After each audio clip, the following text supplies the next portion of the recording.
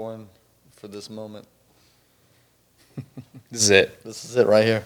This is why we're here. This is why I'm here. Hey, so real quick, inauguration. Before we get into the topic of discipleship and men, did you guys have a good Monday? How was? Yeah. I was jacked up, bro. Were you? Yeah. I feel hopeful for the first time in my lifespan. I can't tell you how many people I had to snooze on Facebook. Oh. Because they were hopeless. You snooze them? Yeah. I like watching them. Yeah. There's a snooze button. I didn't even pay attention. Oh, can I rant about something? Please do. Yes. So here's a rant. Yeah. I don't know how to say this nicely. How do I say this nicely with respect? I haven't snoozed you since COVID. Hey, thanks, man. Yeah. So wait, so you snooze me and you haven't put me back off snooze? So I've been snoozed since COVID. You snooze for 30 days and then it cycles back on. It's like a probation period. Yeah, I'm going to put you on pause because I don't need this for 30 days. I got other things going on. No, I wish people had the ability to think critically. You were a little pro, the Floyd thing initially. Oh. Yeah. Oh, that's before COVID. No, it wasn't. No, COVID happened in March. Floyd happened in end of May. It was all in the Oh, same yeah. time. No, for sure. I was completely caught up in the emotion of what happened. Yeah. Because in that video is pretty disturbing. It is, yeah. Yeah. That's a different topic. Let's not go there. So Because anyway, we can go that's there. just why I was just saying. Yeah. But it's been almost 5 years since I snoozed you. Yep. So. No, but Now I get all right, excited. I want people to be able to think critically about how complicated policy is. Sure. So, Which policy? all right. So, for instance, we understand, and I really want the left or liberals to understand this. When Trump comes in, he's clearly going to be very pro-America. Okay? Right. Our national debt is increasing. It's higher than it's ever been. Inflation's out of control. I don't think the national debt's actually a problem, but Sure. Yeah. We need to stop going into deeper debt. Would you agree with that? I don't think most of our national debt is actually internal debt that we owe to ourselves. That's a big misunderstanding that most Americans have. So So you don't think it's a problem at all? Well, it's like you going into debt to yourself. Yeah. So it doesn't really mean anything. It doesn't really mean anything. See, I've heard, anyway. So we do have debt to other countries, but Okay, I don't want to get sidetracked here. The $1 trillion that we owe Yeah. is mainly to ourselves. Yeah. Yeah. Okay. We borrow Fair enough. against ourselves. Fair enough. But Trump's going to be very pro-America. Yeah, that's He why he believes- won the election. He believes, as do most Americans, that immigration has been out of control and a problem.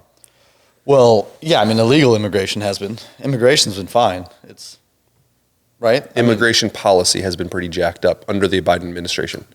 Yeah, non-existent, right? Nothing enforced. So when he comes out, Because I think that's an important thing. Because I think everybody who thinks that if there's policies about immigration and sending illegal aliens back, that makes you anti-immigration. Right. And I think all of us are pro-immigration. 100%. We're anti-illegal immigration. 100%. Right? But Trump has been clear about his concern over who we're letting into our country right now. Yeah, right.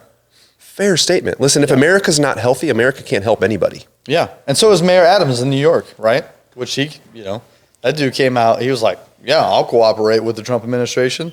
Right. Yeah. So here's where I'm saying the think critically thing. So today on Facebook, I'm seeing posts about stories of little children who were knocking on the door and about to get into America. And Trump, the big bad guy, came in and said, not now. And now they're hopeless. And they pull out these isolated stories. Yeah. Which is all very sad. And pull on emotion. It is. But it's inevitable when you're creating policy that's going to affect billions of people. Well, and when you think about the fact that, okay, so is Trump the bad guy, or is the fact that other countries operate so poorly that people are fleeing those countries instead of thriving? Exactly, dude. And that's what I'm saying. Think critically. Stuff is not as black and white as you think it is. It's complicated.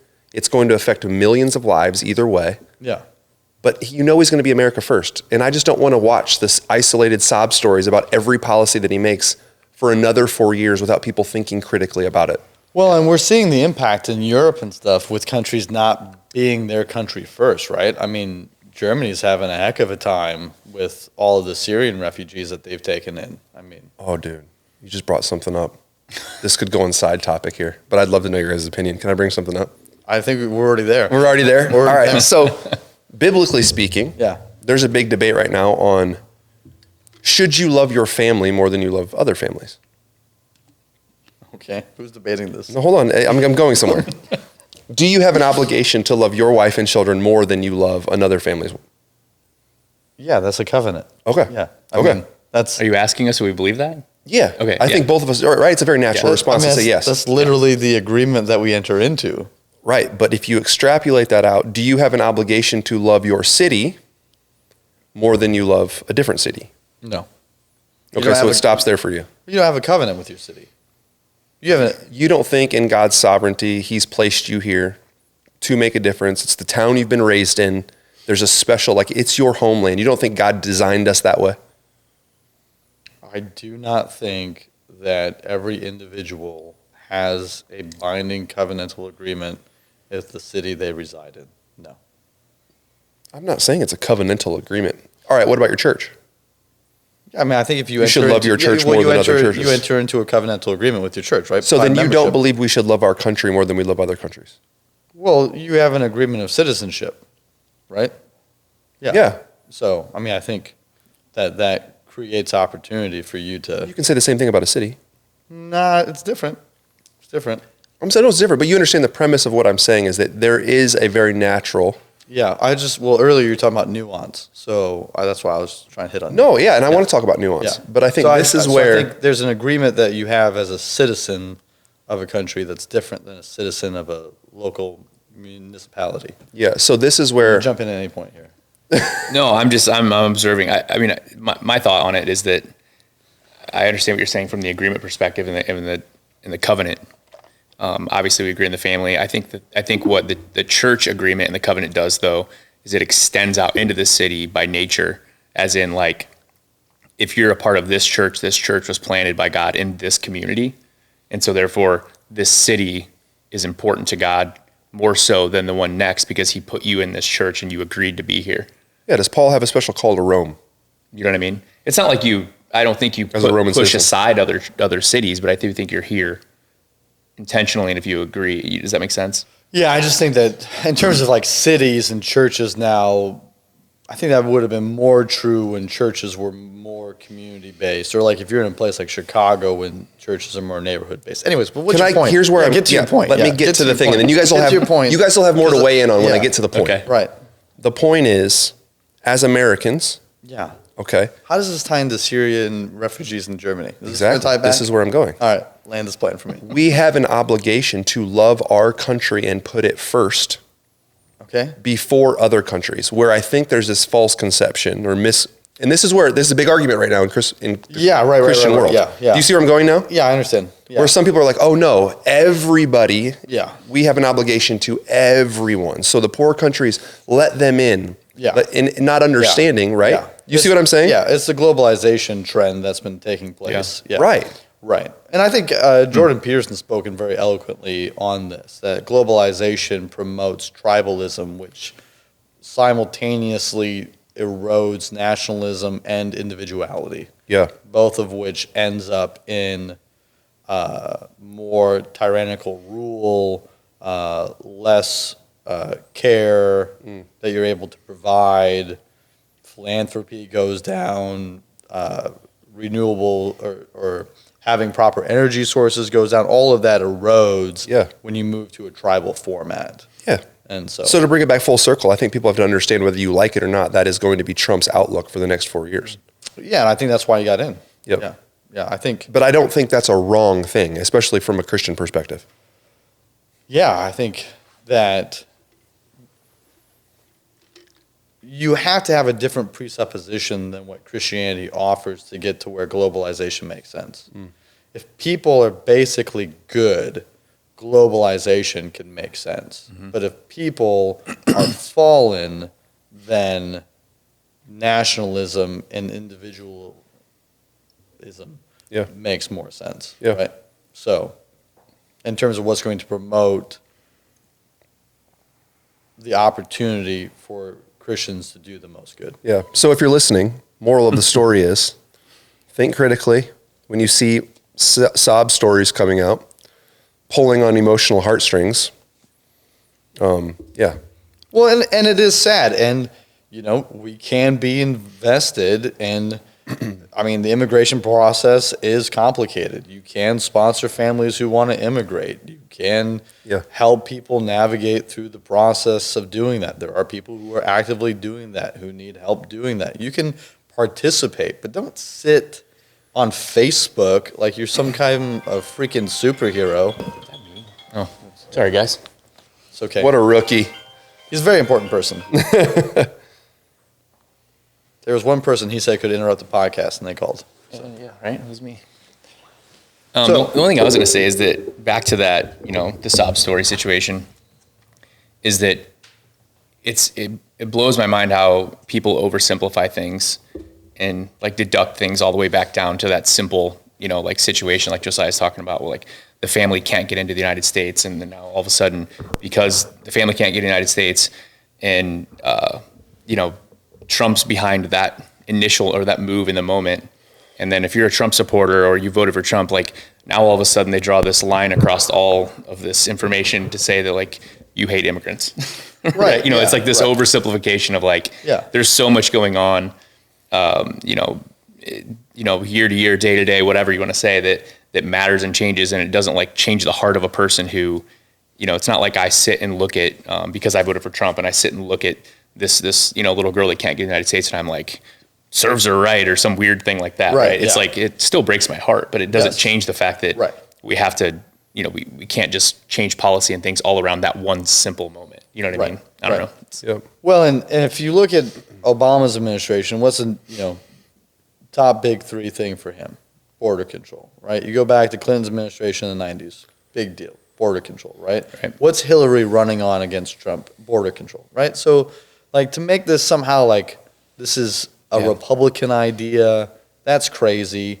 This is true across the world. I mean, how many people do you think that any other country in the world is saying, please come in illegally? Right. Yeah. Right? Like, it's just crazy. Yeah. Yeah.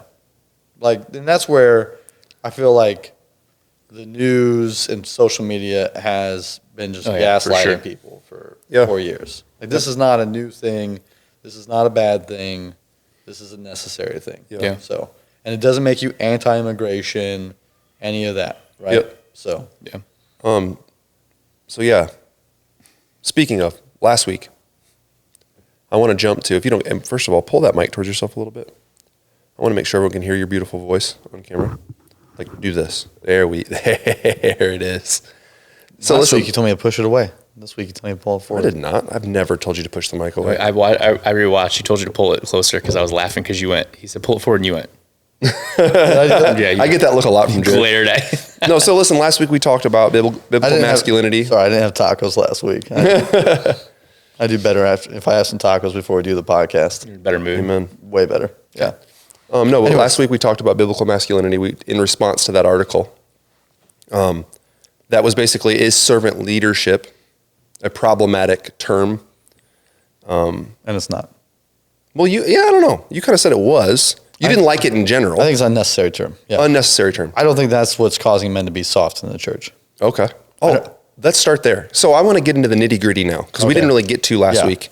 I think with that term, without that term, you're still going to have the same issue with men. Okay. Yeah. I don't think that term. I don't think it's the only cause. I'm not sure it's helpful though. Yeah. I'm not saying it is helpful. I'm just saying I don't think because that's the term, this is now an epidemic. Well, so what do you think? Let's define that a little though, because I kind of feel like it is a little bit of an issue, that term, and I'll get to that. But I don't like the term. I'm not supporting the term. I know you're not, but so let's define the term. That's my thing is like when a church uses that term when it comes to a man and a wife or a man in his home. Yeah. Being a servant leader. Yeah. What are they getting at? Like what's painted alongside that? Because I think that with that term comes a lot of, I guess, ideals that a church pushes often that then do cause the problems that we're talking about, right?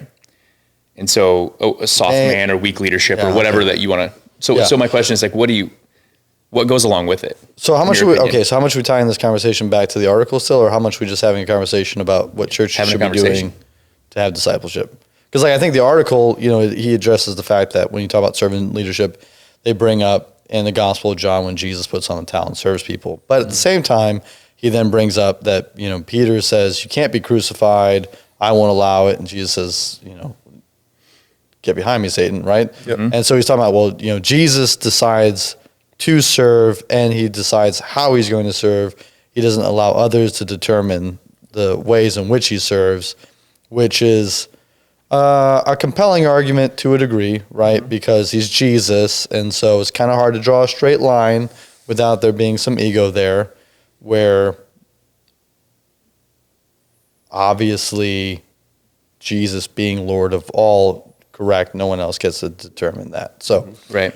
But he does put on the towel and he does wash the feet of Judas, who's about to betray him, which does seem to indicate that he is modeling servant leadership by Agreed. doing the role of a servant. Yeah. So what that means is that what kind of servant is he? Like, what's the markers of a servanthood, which I think is to your point, right? Like, Well, it has to be that- sacrificial, right? To be a servant, you have to be willing to put others before you, and then you have to accomplish the mission with which you've been tasked with, right? And I think that's the part that kind of is ignored in the article and is largely ignored in places that promote soft masculinity, is that if you can't accomplish the mission, which is to lead your family and to help them grow and mature spiritually and to be well taken care of, then even if you are deferential to them, you're not actually accomplishing what your job is. Therefore, you're Sure. not being a servant, right? So you're actually just being self-serving because it's easier to be deferential than to lead. I'd agree with that. So where's the disconnect? Because we agree at some point, right, that this gets, I think everyone would agree. with Can I what get you're- practical with what I think happens with Oh, the sure. term? Yeah. So I think, and not just with the term, but with the teaching in the church, you've often heard husbands lay your life down for your wives. Okay, 100%. And then you hear the term servant leader, and you hear this stuff constantly. And what happens is, let's say a mom has children. Okay, husband and wife have children, and she has a new infant, and suddenly there's this idea that, hey, we both had this infant, we share this responsibility. Therefore, if the baby gets up in the middle of the night, we're both getting up in the middle of the night. Right. If, you know what I'm saying? If And that's really egalitarianism, right? I mean, in terms of what these words actually mean, to say that we are both equal and we both have to do the exact same thing, yes, that would be more of a reflection of egalitarianism. it is a reflection, but I'm saying that's where that term has been misconstrued. Right. Because the husband thinks in that moment, I'm serving my wife. Right. So what you're saying is that people are taking this servant leader under the guise of complementarianism and actually teaching egalitarianism. Yes. Okay. 100%. Okay. And I think that's why I have a hard time with the term complementarianism. Because it's turned into, hey, we're just complementary to each other. We're going to fill each other's weaknesses. There's not really, I believe the Bible teaches a hierarchy of authority. Yeah, I think complementarianism Should. and its teaching reflects Should. that. Yeah, again, But it hasn't done well. well, in Because we some- haven't been clear enough on teaching what that looks like practically. in some settings. Yeah. In most church settings in America right now. I think most churches that I interact with are egalitarian. That's right. Or they're hyper complementarian. Hyper complementarian. Yeah. What does that mean? That like Too far patriarchal or too far egalitarian? too far patriarchal, where it's like men and women are separate and women are to be kind of hidden, right? Like the way that you would interact with a woman in a leadership role at the church and have them at the table, like when we did the planning session last fall, never would happen in those settings, right? So I see very rarely a healthy balance of complementarianism where there's an authority structure And this actually views how do we actually complement each other, not egalitarianism or separate. You have no bearing in this whatsoever, right? So I think one thing that's probably worth noting. So I think what you guys are doing here, what I'm trying to say is I think a healthy version of complementarianism. Biblical patriarchy, thank you. Yeah, complementarianism as it's been taught by Grudem and Piper. And I think that while it's been painful at points for you guys, I think you've seen the fruit of it over long term. And I think to chase after biblical patriarchy, I think you're chasing after a ghost. What do you mean a ghost? Like, I think you're chasing after, okay, so you think largely historically it was wrong? No, that's not what I'm saying. I think what you're describing is not something that you see present in the Old Testament. Like, I hear you adhering to something that, as I reflected back on our conversation, I'm going, okay, well, who demonstrates that really well? Like, I see the expectation is there, and I think the expectation is good, but in terms of like it being modeled. So, number one is I wouldn't read the Old Testament in isolation. I have to read it in light of the New Testament. I understand that. Right? Because a lot of things went awry when it comes to the family in the scriptures. Yeah.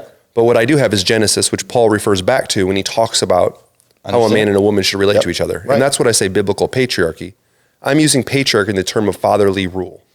Sure, okay. Right? Yeah. Not how Israel in that time was dictated by God to run their families and under that covenant. Okay. I'm reading it as a whole. So why do you use that term, though? Because I think that that's what Paul's referring to.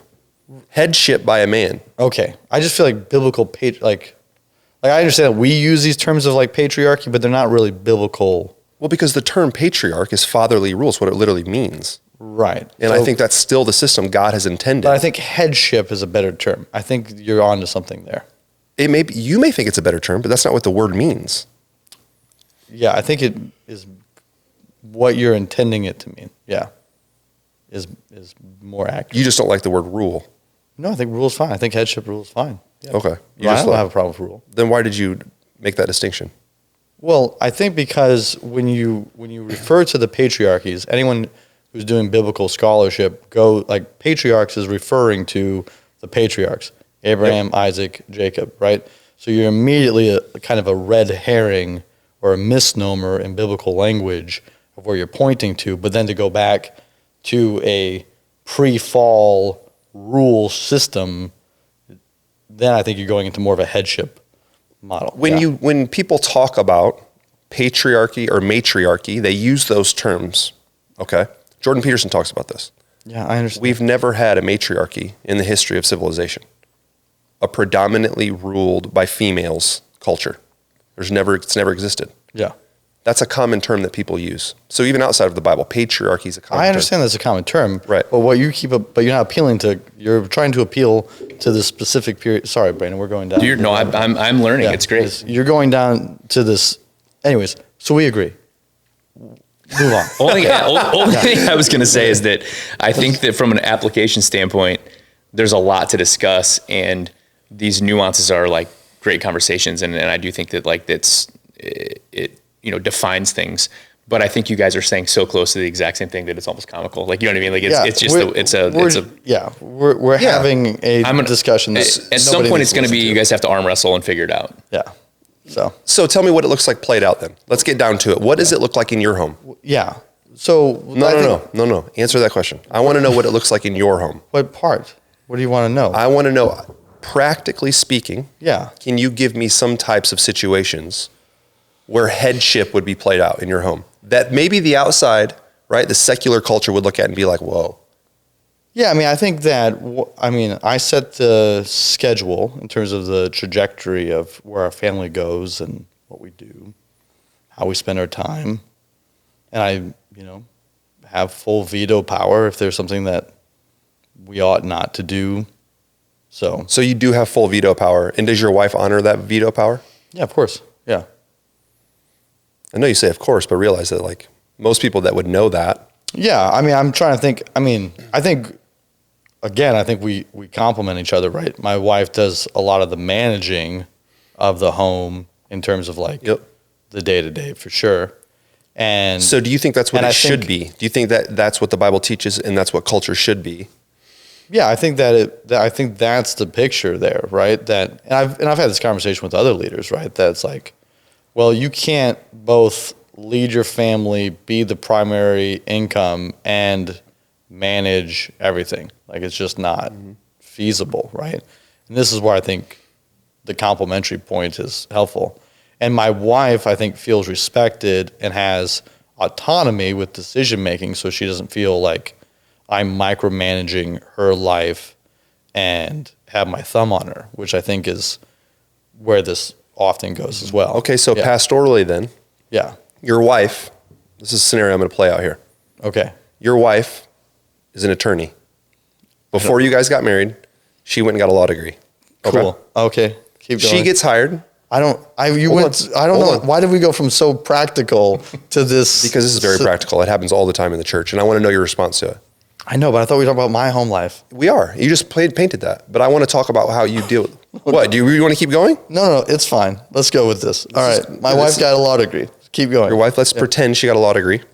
She gets hired as an attorney, making double what you do, and decides it's probably a better idea that you stay home. Yeah. If that person or that family is in your church, what do you tell them? What have I told them? I said, well, so I'll give you a real scenario because that was a real scenario, by the way. Well, I mean, a real scenario that I've experienced. So the first year that we were married, I was still a student at Moody, and my wife taught full time. And while I did have two forms of income, she was making more money. And for us, a year was the most that we could do in that scenario.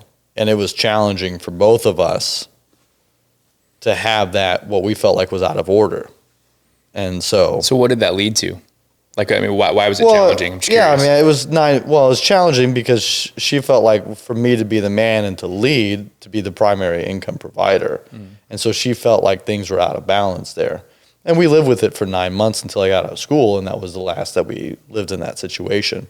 So for other people, I've told them, I said, you can go down that road, but in most cases, this is going to lead to a difficult scenario where you're going to have a hard time leading your family well because of the income disparity gap. Do you mind? Go ahead, Brendan. I was going to say, with that said, what roles, like from her perspective, were challenging? Can you recall that, or you have any because I think that's a thing that gets like overlooked a little bit, and in this scenario where the woman takes on the primary provider and wears that hat and bears that responsibility. Yeah, I see often, in my opinion, that she's not able to do what she's designed to do and be the mother of the home, and you know what I mean? So did you guys notice that as well, or how did that? No, because we're newly married, right? I mean, we've been, Oh, you guys didn't have kids at the time? No, I mean, I'm sorry. it was the first 9 months of marriage, So, we didn't face that kind of stuff. And then I have other friends where, once their kids are empty nesters and their wife ends up in a role that's making more money, it doesn't seem to be a problem either.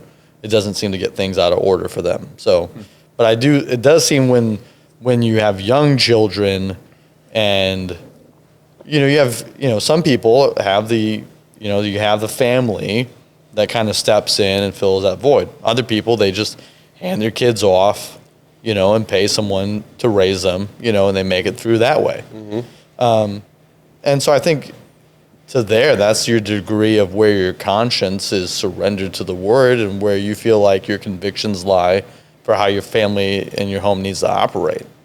So I'm curious pastorally how you would respond to the couple, though, that he decides to stay home with the kids and she decides to go work. Long-term decision.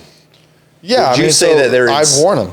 You warn them, or would you tell them that they're in sin? I'm curious. I'm not saying I would not say they're in sin. No. You wouldn't? No, because I think this is where I think you have a pattern that's laid out biblically, and I think that you have freedom in Christ, and this is a matter of conscience. And I think that this is where you have to allow your conscience to play out. And so for me as the pastor, I can warn you of the road ahead and the hardships ahead, and you can adhere that or not adhere to that. Yeah. But I don't believe that, and maybe they'll figure it out, maybe they won't, but I don't think you could put someone under church discipline for being in that situation. And if they're in sin, then you ought to be able to put them under church discipline. So, what would you say? I mean, this is where it gets interesting. It's hard because, I mean, I see the empathetic side of that. It's like everybody's situation's different, and this may be best for them now. I don't even think it's a situation. I think it's a matter of conscience. That's where I think this is where Romans 14 is very important, is that there's a lot of freedom in Christ of what we can and cannot do based on what our conscience allows, of what we celebrate, what holidays we celebrate, of what we eat. And so if this can proceed from faith in obedience to Christ, then it is permissible. That's what I'm saying. I'm not saying anything about, oh, well, this is, she has a degree and this is empathetic, so this is just practically, I'm not saying that. I'm saying this is a matter of, there's not clear delineation that the man must make more money than the woman. Okay, I like your answer. I don't agree with it, but I want to hear yours first. Okay, but tell me. Hold on, I'm going to get to mine. Mine. No, don't play that card. Tell me, would you put somebody under church discipline in this situation?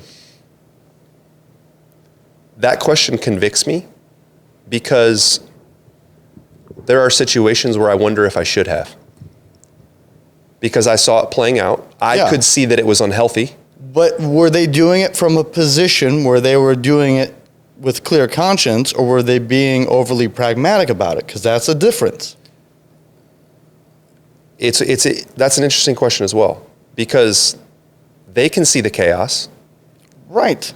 Right, but they can also sit there and defend that this isn't clear in Scripture, that... But they're not doing it from a clear conscience, right? Because they're living in the midst of chaos and they're suffering from it. But do you understand how many families are in the churches right now doing that very thing? And by what you're saying, they're not in clear conscience. And I think those are the people that you have to address. Yeah.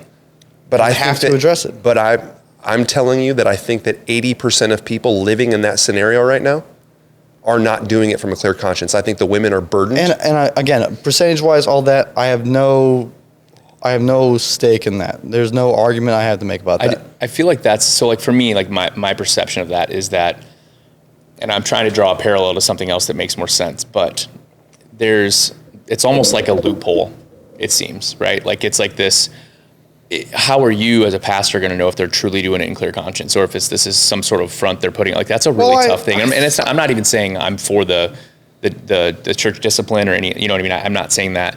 But I do think that the Bible's clear about, the man's role is the woman's role in the home and what happens, when you don't follow that. And so for me, I think the fruit of the situation points back to whether it's sinful or not. And so for me, I think, I don't know about the church discipline part. I'm not in that position to make that sort of decision. But my point is, people because of our depravity, unfortunately, we do a lot of things in clear conscience, or we say we do, because we're one of the last people typically to point out our own sin willfully. Well, especially when they're cultural norms too. Yeah, right. Okay. So you can feel your feel good button can be pushed by everybody around you in society. That's like, well, this is normal and this works better because she's smarter and she's this and all these things. And so like, I just don't know. I guess that's the distinction that's going to be really challenging for me to agree with, or to understand even maybe, is that the clear conscience part, because I just don't know how that exists. You know what I mean? You'd have to, I guess. Yeah. Well, again, I think this is probably an undertaught part of the New Testament, is the role of conscience in the believer, and that this is where not everything is black and white from that standpoint. And this is where my point of contention is. And this is where I think a seared conscience is very common. I think that's true. Then I think if you want to get into the nitty gritty of each situation, then it's, okay, can a woman work outside the home if they have children, and then of what age or what need, and then for how much time, and then what do they actually have to do? Yeah. What do their children have to feel loved, or do their husband have to feel cared for, right? It gets extremely subjective at that point when you get into the nitty gritty, right? Yeah. So my wife works outside the home. I feel loved and taken care of, and my kids feel loved and taken care of, and I make more money than she does. So therefore, does anybody raise an eye at that? No, right? Do I discipline my children Yes. Do they have consequences? Yes. Am I available to be present at their activities, and do we pray together? Yes. Right? So there's those, all those good And that's things. why I said I think the fruit of it tells the tale on whether it's sinful. Exactly. Yes. But I think that what happens is you can see chaos in the fruit of it, right? Like that it's bad. You see right. that as bad, right? And you see kids going down wrong roads, and you see things happening, and the man not having the, I'm going to use the word authority in the situation to take control of his home spiritually, Right. because of this balance issue, right? And so in that situation, I know because of who we are, Yes. because of sin, that we will say, I have a clear conscience about this. God's not convicting me of this. Like, you know what I mean? And I think that that's such a hard thing to deal with, because then what are you supposed to say? Oh, well, you're good then? Like, you know what I mean? Because as a pastor, as a leader, as a fellow, man in Christ, I look at that and I go, yeah, dude, you're lying. Well, yeah. And so there's that balance. Yeah. You know what I mean? So do you acknowledge, though, that the Bible teaches that there is behavior that's permissible based on your conscience that would differentiate between believers? Yes, I'm going to plead the fifth. but I also, here's what I would also say though. I don't think the Bible's not clear on this issue. Okay. And that's where I think you and I have a disconnect. Okay. What part do you think we're disconnected on? Yeah, so. What does the woman have to do? What does the man have to do? Yep. Okay. So I think that if you take the Bible in its whole, you look at. No, just, I understand the Bible. Yeah. So tell me, what does the man have to do? What does the woman have to do according to the Bible? Well, yeah, I have to get there. Just tell me. Don't, just tell me. Just tell me what it Because has I want to our audience to understand that this isn't coming from my opinion. This is coming from the scriptures. Well, okay, then cite specific scriptures if you're going to do that. Yeah, so you have in the creation mandate, right? Genesis, we have clear, woman is helper, procreate, right? Foundational, Okay. right? We move into the New Testament. All right. I mean, obviously you've got the Proverbs 31 woman, which is a beautiful picture of a godly woman. Who works? I'm not Okay. against working, okay? Okay. Then we have Paul talking about older women, train the younger women, Yes. stay at home. There's an orientation towards home. Okay. There's an orientation towards family. Yeah. In raising children. Right. But you also have natural revelation in the sense that like nurturing from a woman and their children is crucial in the way that God designed it. Okay. So if I don't know. have, Where are we disagreeing? I'm getting there. Okay. I know you don't like that we're disagreeing, but we're going to get there. I don't understand where we're disagreeing at. Because I don't think it's just a simple matter of conscience. I think the Bible teaches this clearly. This isn't like this is a. So one distinction though, I don't think he's saying, and maybe you think he is saying that the woman cannot work at all. No. I know that he doesn't Okay, believe all right, that. sorry. So that's where I'm trying. I'm saying if you're telling the couple where the woman goes to work every day, leaves the kids at home with her husband and their children, and you're saying if their conscience is clear, it's fine. I'm telling you that's against Scripture. Okay, but tell me where. I literally was just going through it. Well, you're broadly referencing Genesis 3. You're broadly referencing. What do you mean by broadly? A woman is designed by God as helper and as literally the one that bears the infant with a nursing breast. Yes. To nurture the child. For how long? What do you mean? I mean, so for me, what I would do there is I would look at, we can learn things through natural revelation of science. How long should a woman nurse? What's the healthiest thing? Yeah. Year, 2 years? I don't know what that is. Okay. That's a conscience issue. Yeah. Okay, so then if we get into a situation where a woman's not able to nurse. Yeah, really? You're going to pull the cultures card and pull out the random. Well, you're telling me that this is setting the trajectory. Yes. And I'm telling you that I don't think we really disagree. But you're telling me that we do. So I'm trying to understand. I showed you where we disagree. You're telling me it's a conscience issue. I'm telling you it's not. It's clear in Scripture. Okay. What if it's the man who wants to stay at home, who chooses to stay at home? I'm not saying both and of the them woman goes to work. Yeah. From day one. Yep. And it's a disaster. Yep. Okay. I don't see this a lot. I can't think of a single time in 20 years of ministry where I saw that. Like full on. How many times have you seen couples where they drop their children off at daycare all day long because the woman has a prominent job and the man has a prominent job and they're paying someone else to raise their children? Okay. How many times this is great. This is helpful. Okay, that's better. Okay, so now we're talking about If they both have prominent jobs. This is a different scenario. A little less extreme, but yeah. Yeah. Okay. Now this is why I asked the question, because of the nuance earlier. Yep. So what is the degree with which you measure the time that is acceptable Yep. then to be away from your children? Yep. So I think this is where pastoral wisdom comes in. Are you asking me specifically? Yes. Okay, so me specifically, I think this is where pastoral wisdom comes in, because I think that you can, by meeting with couples and getting to know them, talking to the husband, talking to the wife, you can figure out if there's an orientation from the wife towards the home and children or husband or not. The fruit. Yeah. Yeah, we're all in agreement here. Well, What? If it's bad, then it's not from a clear conscience. It's not from the Lord. all right. Right? Yeah. That's what I'm saying. If it's not from the I Lord, guess I'm with it's bad. It's bad. Do you know how That's many what I'm people, asking you. to Brandon's point though, do you know how many people will sit down and fight with you that they have a Yes, perfectly of clear course. conscience? Everyone's self-deceived. Everyone's running Right. around lying to themselves. Right. All three of us lied to ourselves today and believed it. I'm the easiest person to convince myself that I'm right when I'm wrong. Yes. What are we even talking about? Well, you're clear. You're more clear now. I've been clear the whole time. You just came to pick you a admit fight. that that's a little. Well, so the thing, yes, but the thing that still remains a little bit fuzzy Yes. is You're fuzzy. at what Dude, I am kind of fuzzy. Well, yeah, I'm not going to show it, but I got you beat. At what point, since we're on masculinity, you know what I'm saying? Like, it's a chest hair measuring contest.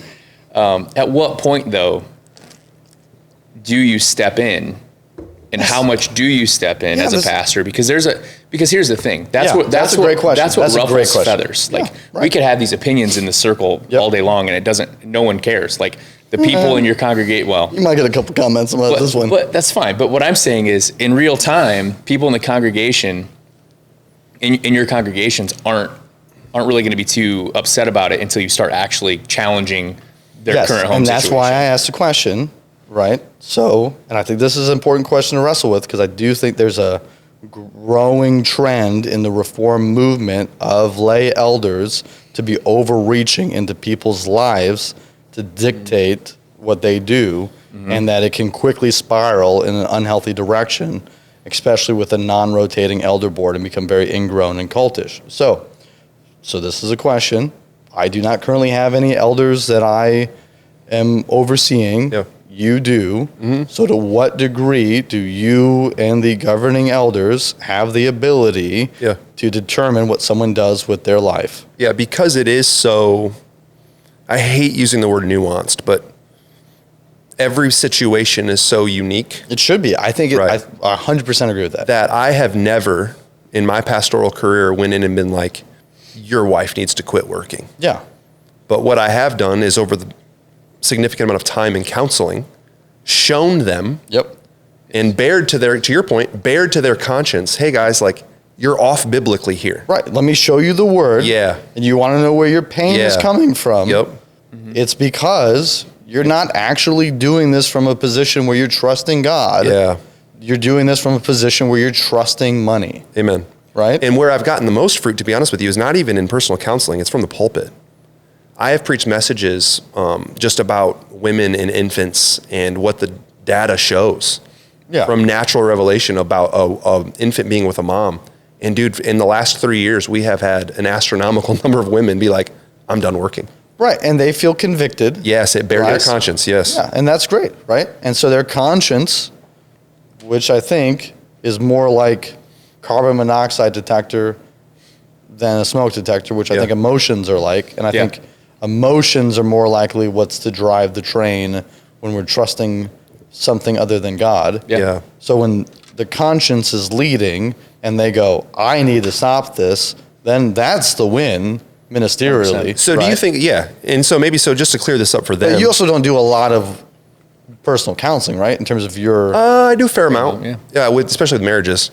That's the majority of the in counseling. terms I do. of like time-wise, though, in a given week. 4 hours, 3-4 hours maybe. Yeah. So, I mean, your pulpit time and the time you put towards your pulpit ministry, right? 100%. Yeah. And I think it's important to point out too, just as I think who's watching and such, I have no idea who's watching. Me neither. Mom. I was going to say, right. I know Terry's watching. Mom. That's the only one I Tiff, know. how are you? Yeah. So we've got three. But I do think if people watch this, because you never know who sends something to somebody to say, hey, look how ridiculous these guys are. That can happen.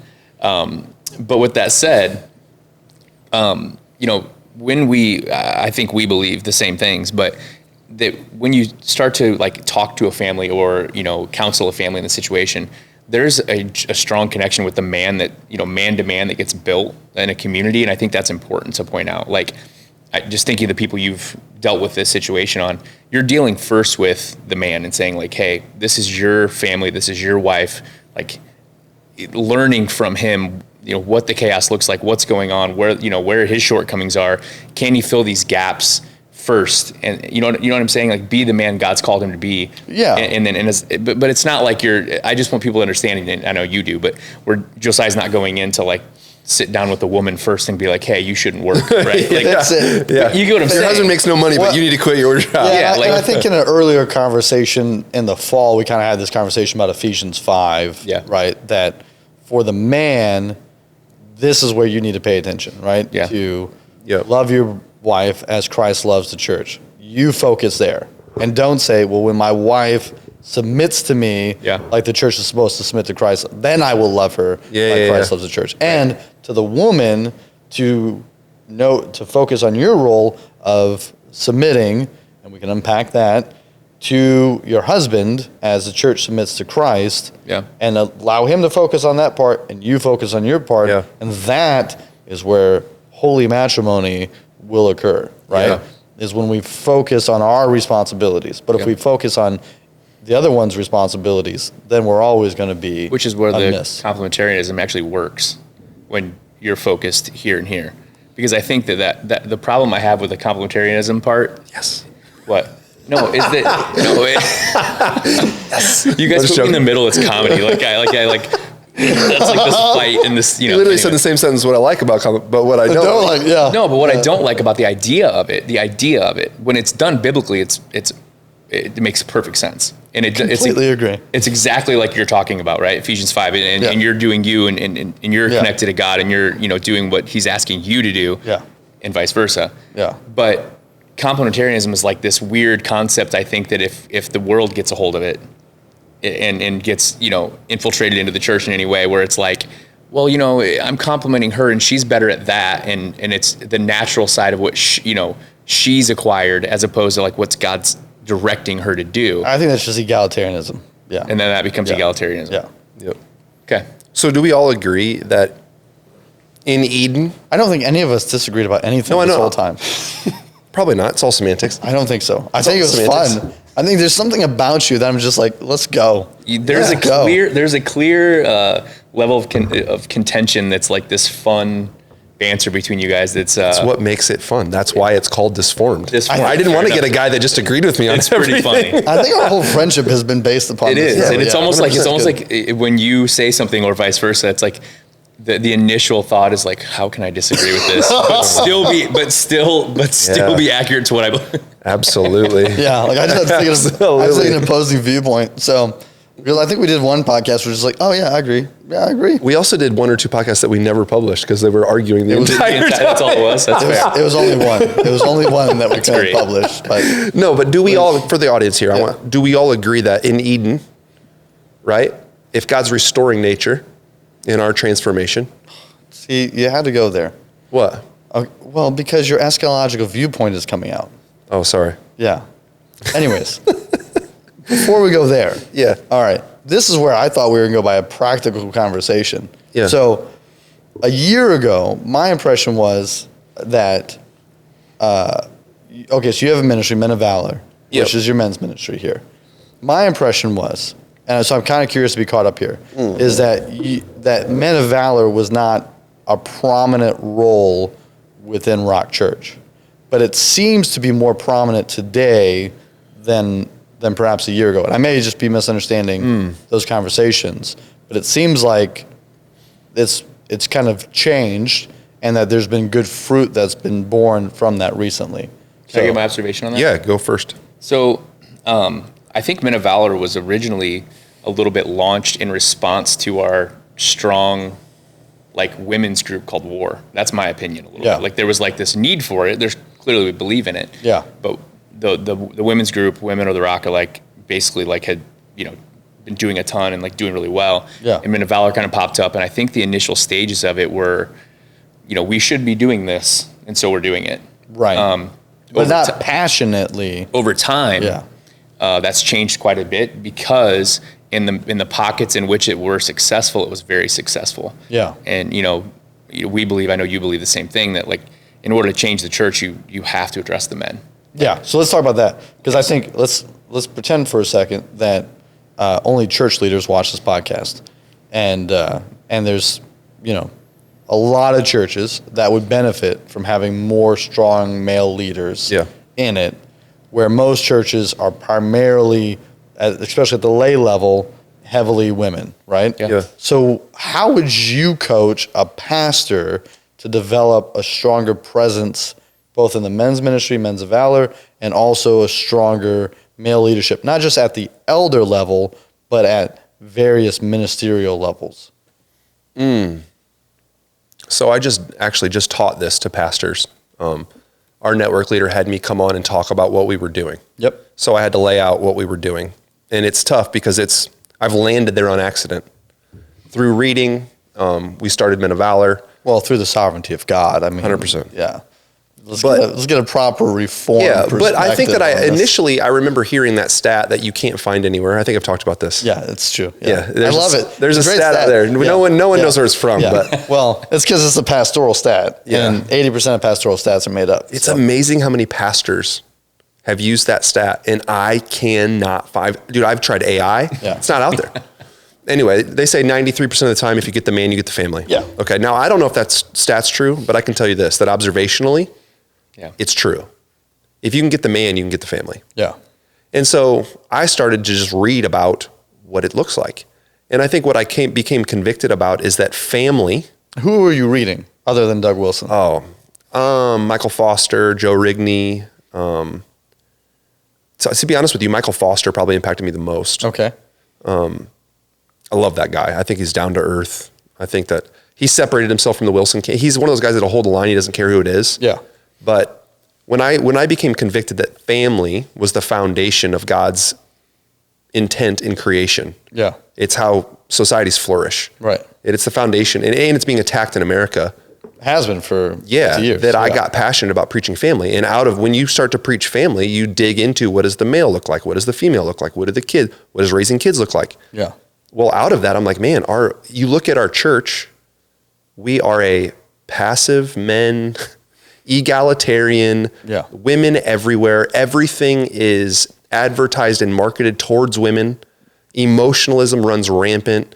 You've got lovey-dovey worship songs where men are standing there awkward, not knowing what to do. And I'm like, Give me an example. Of what? Of an awkward worship song. Oh, yeah. You know, the ones that are just like, Jesus, I love you, Jesus, I love you. And it's all about like my affection and love. It's like, I became convicted that like, this is emotionalism. Yeah. We're chasing something that does not draw my heart towards the glory of God. It's a show because I don't love God that much. That's reality. I want to. You love yourself that much. Right. Yeah. But then when I sing songs about the holiness of God, it does something in me. You know what I'm saying? Because it's about him. It's not about me. So anyway, I start getting convicted about this stuff. So I start teaching, hey, men, we're called to, and I recognized, holy smokes, they respond to this. It's like a football team. If you say to men, hey, dude, you're not being a man, they're like, and I'd never done that in church. I just treated everyone like they were the same because we're all one in Christ Jesus, right? Neither Scythian nor slave. That's what I'd always thought. I thought in egalitarian terms. But no, men have a special design by God to lead their families, to lead in culture. And so when I start calling that out, I start to see fruit. Like men are actually being spiritual. Men want to build things. And so in terms of your pulpit ministry, how far into it was it before that switch took place? How far into my pulpit ministry? Yeah. Man, I would probably think. So my first message was in 2017. And it's 2025. So I would say it took 3 or 4 years. I'd say 4 years probably is when we start changing some of that stuff around. Because I would say that I was egalitarian in my thinking, 100%. Yeah, I mean, I remember when it kind of flipped, and I think one thing that's, men respond to you're not being a man, 100%. Most men do. Yeah. We like a challenge, whether we admit it or not. But I think the real fruit comes from when you actually define, well, then what is a man? Because that's not defined in a church often. Right. You know what I mean? It's we all should be good boys. You should be a good man. And like from the world's perspective, that means such a different thing, right? Than saying like you should be a good man of God, or you should be good at being a man of God, right? And so when you start to define that, and I think that's what when we start doing the ethos, manhood of ethos series, we would go through. Was there 12? Yep. Yeah, there was 12 like sections of that. Characteristics of biblical manhood. Yeah. Yep. Yeah, it's good. And it would break things down, and then so therefore saying like you're not being a man. Look. Right. You know what I mean? Yeah. Because it wasn't being taught. So there's clarity, right? 100%. So it's not just an aspirational, opaque picture, but this is the specifics of what we're aiming at. And the thing is yes, it was specifics of what we were aiming at, but it was also it also defined what we were not aiming at, because there's such this loose like being a man, right? Like and then the hard part is with such a push towards toxic masculinity. Unfortunately, a lot of what people are calling toxic masculinity is just misunderstood true masculinity in my book, right? Yeah. It's like incomplete masculinity. Right. And so you're looking at, it's like, well, I can't do that because culture's telling me that I can't reign over my wife in any way, shape, or form. And so I think that's a helpful distinction, right? Where in terms of the combination of what you two are saying is that it's both a challenging, a calling to, but bringing the clarity, right? Because I think 100%. there's probably, did you guys ever see the YouTube video of the preacher who talks about pisseth against the wall? I have seen that. I feel like I have, but I'm not remembering it. Yeah, and talking about in Germany how men sit down and they can't stand up to. I think you showed me that years ago. I probably did. Yeah. So in it, he's saying men are being neutered in Europe, and that's the problem with the church is that men need to be men, right? So there's a calling to, but there's no clarity as to what that actually is. Spurgeon was preaching about this in the 1800s. Well, yeah. I mean, it had already started the trend. You know what I mean? These are not new problems. No. Yeah. They're not new problems. So I think that's important, right? Is that there's both a challenging and then there's a clarity, because men need clarity, that. And I'm so glad you brought that up. Can I talk to that for a second? That's why I was teeing you up, bro. Yeah. Yeah, run. So, because I hear so many pastors in my own circles that I'll say all this stuff and they agree with everything that I'm saying. Yeah. But then you see the ethos of their ministry. Yeah. And it is super feminine. Yeah. Because they agree with me on what I'm saying, but the way they have no clarity in their teaching. Right. They don't call out practical situations. They don't. Tell me about a feminine ethos around a pastor. You really want me to go down that train? I mean, it was such a great sentence that it seems like it would be a shame not to spend a little bit of time there. Yeah, I think it's a problem. So that way, for all the church leaders listening, that they can go, oh, I do have a feminine ethos around me. That's what that helped them coach them. So, gosh, this is where I have convictions here that maybe, would offend some people. Good. Jared's loving this. Yeah. No, That's what we're here for. Let's go. I think quiet. Right now, we know that your sister, your mother, and your wife listen. So we're probably okay. Yeah. So let's keep going. Yeah. I think that women need and desire a masculine man that's not passive, that's bold and strong. And we've talked about this, right? Yep. About what actually being masculine is like, Yeah. right? So for a pastor to not be well taken care of, to be sloppy and out of shape, and that is, you're saying if they're in that state, that's already going to create an issue of leading men. Yes. That's going to create a feminine. I don't think other men want to follow that. Gotcha. Okay. I mean, I don't know if you agree with. Do you agree with that? Well, Spurgeon was just pretty heavyweight. He was. Pretty he heavy, was, but he he was smoked cigars, so that helped. And he gets the masculine. And he talks about the importance of what he wore, and he spoke with passion and boldness and fire. He was a strong man. Obviously we can get into his health problems, I agree with you there. I was just poking a little bit. That's all. Right. But there's other men too that are out of shape that I disagree with their theology on fitness and health. Yeah, of course. But they're still strong. All right. So first part about feminine ethos is the way that you carry yourself. Yeah. As a pastor, as a man. Okay. What else? No, I'm glad you brought up the health thing. I think that matters. Yeah. I think that dressing super effeminate and walking around really soft has become the trend for pastors. Oh man, it's so weird. It is weird. It is weird. I don't, gosh, I can get so many. Their pants don't even cover their ankle bones anymore. So why? Dude. What?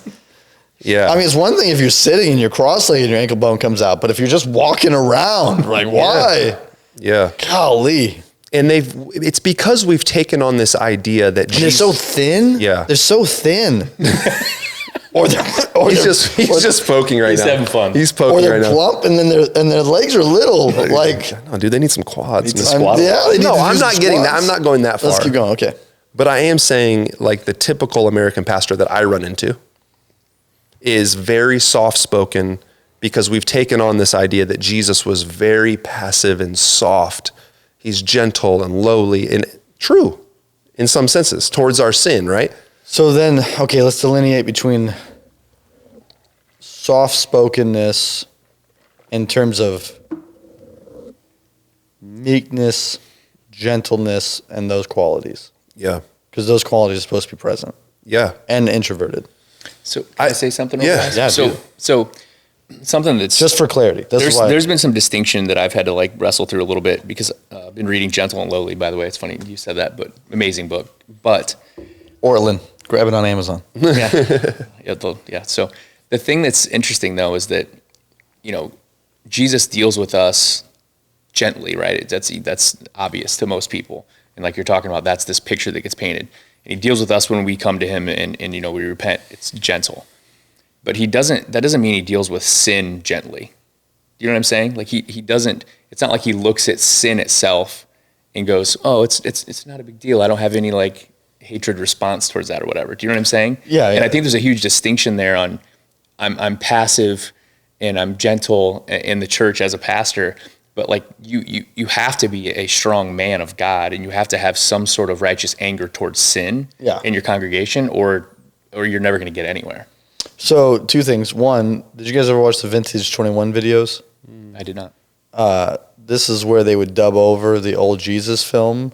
And now, Peter, I saw what you were doing behind that rock. Don't think I didn't see you smoking that cigarette. And Thomas, I heard you say my name when you stubbed your toe. Right? And so it was kind of like making fun of this idea that Jesus is overly, soft towards these things. Anyway, that's just something that's something I've been dealing with and learning because this Gentle and Lowly book, like it's changed a lot of my thoughts about Jesus. But then I'm like, okay, hold on. But like, I can't that's not the whole character. Right. You know what I mean? Right. So anyway, sorry. No. So can I keep going? Yeah. So I think to the pastors out there who I believe they have the right intentions, but when they're confronting sin in the pulpit, for example. Yeah. Right. Let's say they're talking about abortion. Yeah. They take every avenue around that topic. They'll say it's a sin, but they won't look at the congregation and say it's murder. Okay. Abortion is murder. Not caring. I don't care if I offend you. Yeah. I don't care. Yeah. It's murder. Yeah. And if you get convicted by the Spirit, praise God. That's what I want. Right. And it's become this game of everyone needs to see me as loving. Everyone needs to see me as empathetic. Everyone needs to see me as compassionate. Yeah. When I'm up there thinking scripturally, I am being loving and compassionate. Yeah. I don't want your soul to end up in hell. Abortion is murder. You see what I'm saying? Yeah. So I think the abortion one that's always an interesting one to me because I think pastors in evangelical circles have found that by saying abortion is murder, they get an easy pop from the congregation. And I think that I've had several family members and friends who have had abortions. Mm-hmm.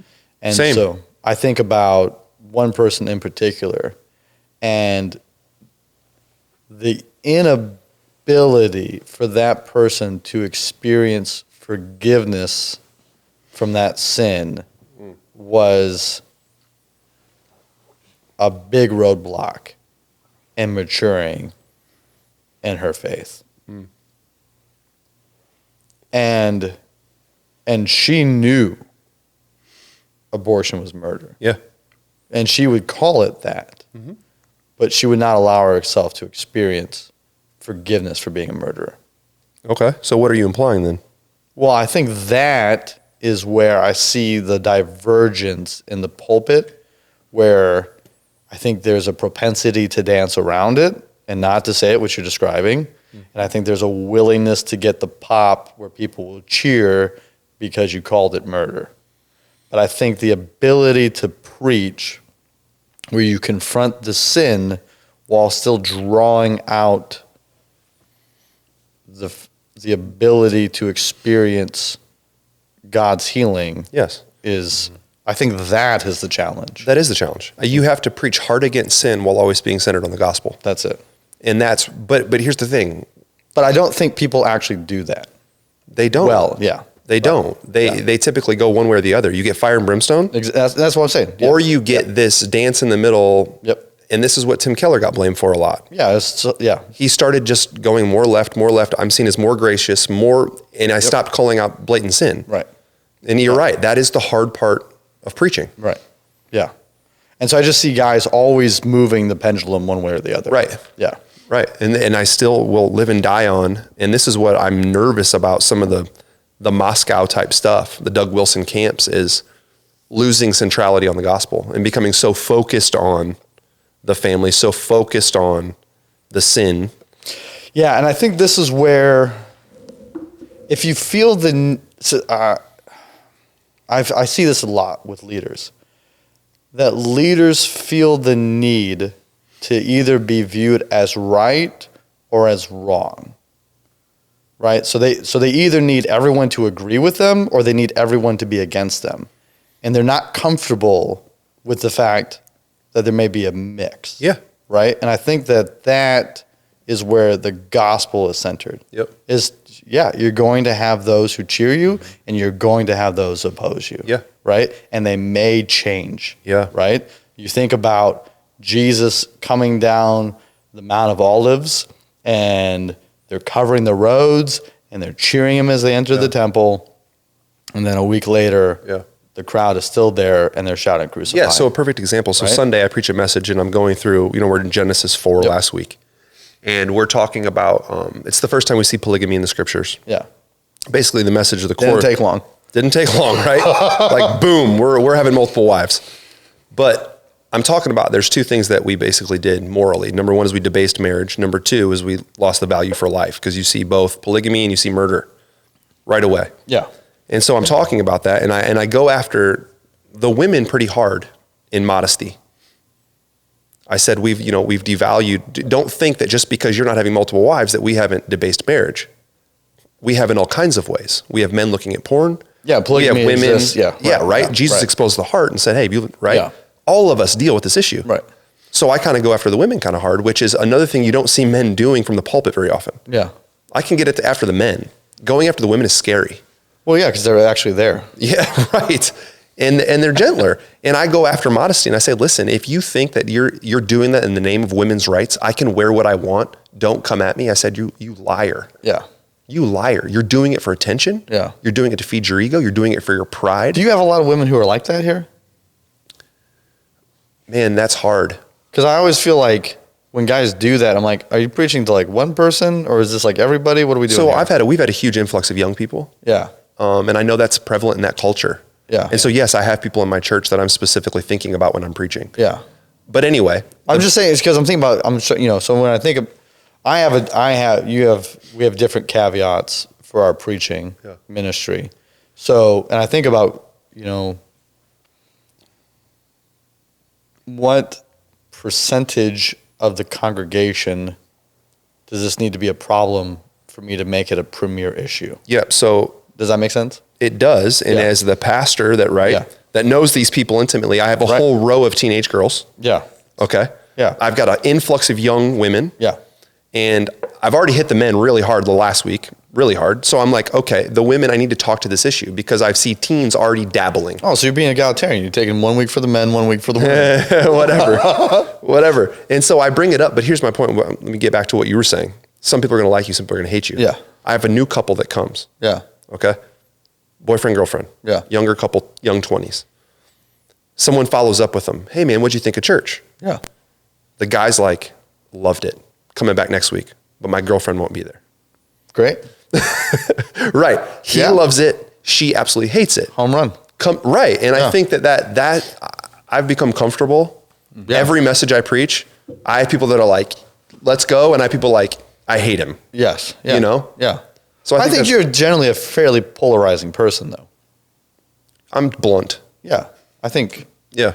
I'm blunt. Yeah. I mean, I feel like the whole time, at least in like the recent years, like it's a lightning rod of polarization that you create because of your directness, which I find to just be invigorating. Yeah. That's what everyone. I love your toxic masculinity. You know what? Whatever it is. Okay, so I think that's great that you see that, because one of the things that I think people who preach wrestle with is, and because I had someone ask me this recently, they go, when do you know if it's a good sermon or not? Just talked about this with another pastor. And I said, I don't ever think in categorically of it being good or bad. Is it complete or incomplete, right? And that there is no value in going, oh, that was good because someone came up and told me they liked it, or that was bad because nobody said amen or claps, right? You know, like my aim is to please an audience of one in my preaching. Yeah. And so that's how is a sermon complete? I.e., is it, ready to preach, right? That's how I measure it. Yep. You know? So I talked about that with my cousin recently. And we basically came to the conclusion that you can't really measure a sermon week to week. I think you can measure your preaching by your discipleship. And what I'm really after is, am I getting men to lead their homes? Am I getting women? Am I getting affection for Christ? Are disciples growing? Yeah. Yep. Yeah, what's the trend? Yeah. What's the trend line? Yep. Yeah. Should we wrap it up? Yeah. Any last thoughts you have on anything, Brandon? Not really. I just think that, that there is a huge misconception in our culture. I touched on this a little bit, but of what masculinity is. And so if somebody's wrestling with that, like, I've been told that I'm too masculine or that I'm, overbearing or whatever it is, I think that it's important to dig into the word and to find pastors and people and communities that'll teach you what that actually means, because it's imperative that I think, I don't want to downplay how important it is. I think that we agree that having strong men to lead their homes and their families, and leading the church that way is going to change our communities and change lives. I mean, I think there's just no way to emphasize that enough, I guess. And I just think there's so much confusion around it, that if you don't understand it, if there's parts of that puzzle that are missing, you need to really dig in and learn about it if it's something that interests you, because, and like you said, it looks different for every different man. I mean, I think it's funny that we joke about the physical, pieces of it, because there's elements of it all over the place, but, it's important that you understand it so you can actually run hard after something that makes sense. You know what I mean? That's right. And whether your wife likes it, or not at the initial stages of it, I think she typically will. But I think that you'll find yourself in a better position in your marriage and, in your family, and it's a lot healthier, when you actually take on your role. Yeah, and you've experienced that, right? For sure. And we talked about and that not just myself, time. but you've watching others. I was just watching it. It's been amazing to see, and just the confidence, and a different type of confidence that men develop when they actually start to, lean into who they're supposed to be. Yeah. Yeah. So this is something interesting. So you asked me at the beginning about, how I viewed it at my own home. One of the things that I felt convicted about early on, I think even before I got married, is, I saw a lot of divorce. I'm a child of divorce. I was like, that's a path, right? Like you don't. It takes a while to get there. Right. You arrive at divorce, right? Yep. You don't start at divorce. And then the other thing is that you see couples who can't stand each other, and sometimes you meet somebody and you're like, man, that person is unbearable, you know? So I'm thinking of this person, and I'm going, how do they end up being 75 years old and a Christian, and they're unbearable, you know? Mm-hmm. And I'm like, I bet it's because their husband let them be a monster. Amen. Amen. You know? And I went, I think if discipleship is refining our character, and that person has no character, i.e., the husband had to abdicate their responsibility. Amen. I mean, Paul's clear on that, right? And washing your wife in the word and sanctification. And right. Yeah. And so for me, even before I got married, it was like, you got to be living with the end in mind. Yeah. So just practically, because I 100% agree with you, in the home as a married man with, a family, what are some indicators of that? Like you know what I'm saying? Like there's some things there that you have to be aware of that, as you say, it's a path. And so these little things that sort of happen may not seem like a big deal until they are, and now you can't figure out how to undo them. You know what I mean? Yeah, and this is why I talk a lot about self-deception and our ability to lie to ourselves. And so that's a conversation, right? Is what's the lie that you're believing? Mm-hmm. What's the story that you're telling yourself right now that's giving you permission to behave this way? Or how does the gospel reframe this perspective as you look out towards this other person, right? And so, for me, leadership, just like I think this is very rabbinic, is that you teach through questions. For right? sure. So you draw out. And you're good at that. And so I appreciate you saying that. So I've tried to become the master question asker, competent in it. And so, and that's not to say that obviously I preach every week, and so I believe in. Well, it's funny that you're good at questions because I'm good at answers. So it works this well. This is why we have such a great relationship. That was a joke. And so I think that's where it's so important to go, I'm not going to let that go. Maybe you let go in the moment, but then you circle back to it when it's not so intense, right? Because it's not about being right or about them being wrong. It's about, okay, who are we becoming? Because I'm going to be held accountable on the throne of judgment, right? And so I think I've said this for years with parenting, like you have to parent with the end in mind. Like you have to look at your child not as they're a kid. You have to look at them as an adult who just happens to be a child right now. Yeah. And so, I mean, it's crazy to me how much I have to do that with my son's very tough to parent, but I had to tell him that last night, like, because he was, my mom and dad came over to babysit. Yeah. And we had small group, and so we were doing that. And I said, listen, dude, I'm going to allow you to have 45 minutes to play your game, but then you're going to come downstairs, you're going to play cards, you're going to do something, you're going to interact, socialize, right? And he just made this face, and he was super upset, and he's just like, it's just not enough time, and it's so such a story, thing. And I said, do you think it's my job to make you like happy right now? Right, that's not what I'm here for, man. Like, you know what I mean? I have to actually parent you, That's right, And he just kind of looks at me because he's fairly intelligent, and he knows processing I'm right. It, But it's so funny. But doesn't want to give ground yet. But we can walk through our day, especially when you have a chaotic home. And just do what makes the situation better in the moment. Yeah, put out the fires. Like, how do we keep this thing from blowing up? Right. And I think that's one of the things that was very interesting to me. We started our elder track program, and looking through the qualifications of an elder was super convicting from the home life side of things. Yeah, right. I'm like, I don't have my house isn't like it's like crazy, but when you stand back and you walk in the door and you look through that lens, you're like, oh man. Well, there's some things. Well, you go, can I let people in on this, right? Yeah. And that's where for me, I always felt like discipleship, the people I discipled the best were people who were with me everywhere I went. For sure. So like one guy I discipled, we were out getting coffee and I get a phone call, and my middle one was still in a crib at the time. And, he'd reached into his diaper and smeared poop on the wall, right? I had no idea that you should never have textured walls. I had no idea. So I'm like, all right, so I could either be like, dude, my home's I gotta go clean poop off the wall. Like, we gotta end this. Or I'd be like, this is what life is like. So I go, we're in continuous conversation.